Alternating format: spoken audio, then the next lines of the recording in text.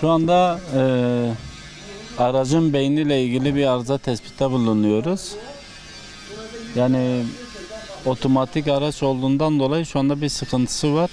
Öncelikle cihazla tanımlanmasını yapıyoruz. Arızasını buluyoruz. Ondan sonra direkt hangi arıza ise tamirciye yönlendiriyoruz. Yani mekaniksel olan arızalar oto tamircilere gidecek. Elektriksel olan arızaları da direkt elektrikçiye göndereceğiz.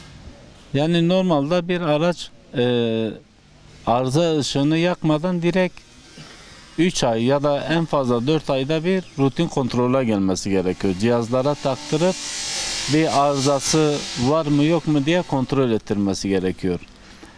Maalesef günümüzde öyle bir gün ki artık yani bugün sanayiye gelen bütün araçların hepsinde mesela insanlar bekliyorlar ki aracın mesela arıza lambası yandıktan sonra geliyorlar. Çünkü arıza lambası yandıktan sonra artık o aracın hiçbir fonksiyonu kalmıyor.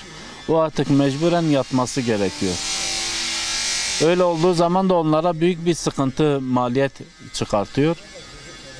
İşte onun için öyle bir sıkıntılara girmemesi için önceden 3 ay ya da 4 ayda bir rutin getirip bir cihaza takıp bir arızası var mı yok mu bilmesi gerekiyor. Varsa önlemini almış olur ve büyük masraflardan kurtulmuş olur. Şimdi bir usta ne kadar da bilse, mesela ben kendimden bir örnek vereyim.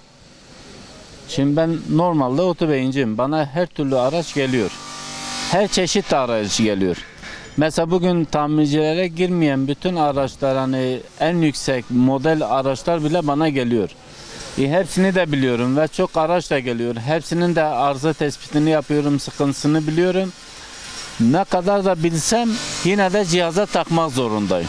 Bak, ne kadar da bilsem yine de cihaza takmak zorundayım. Yani araba bindiğim zaman, oturup gittiğim zaman sıkıntı ne olduğunu aslında biliyorum, çözmüşüm. Ama yine de %100 emin olabilmek için cihaza takmam gerekiyor. Çünkü nasıl ki insan beyni insanla ilgileniyorsa, mesela cihazlar insanla ilgilenebilir mi? İlgilenemez. Bugün araçlar da bir cihazdır. Hepsi bilgisayardır. Bilgisayar olduğundan dolayı ondan da en iyi anlayacak olan cihazdır. Sürekli normalde her haftada bir suyunu, yağını kontrol etmesi gerekiyor. Yani illaki sanayiye gelmesi gerekmiyor. Çünkü adam aracı sürebiliyorsa kendisinin kontrol etmesi gerekiyor.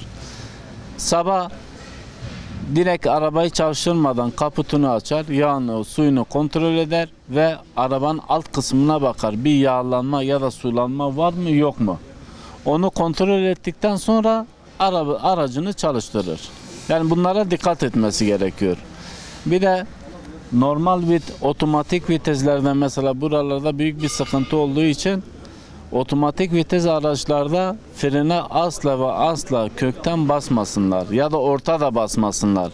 Her zaman için otomatik viteslerde yavaştan, çok yavaştan, hafiften gaza bassınlar, devrini kendi kendine alsın. Çünkü otomatik viteslerde eğer ki kökten basarlarsa ya da yarı basarlarsa ya da birden hızlanırlarsa kavramalara sıkıntı verirler ve çok yüksek bir meblağda maliyetler çıkar onlara.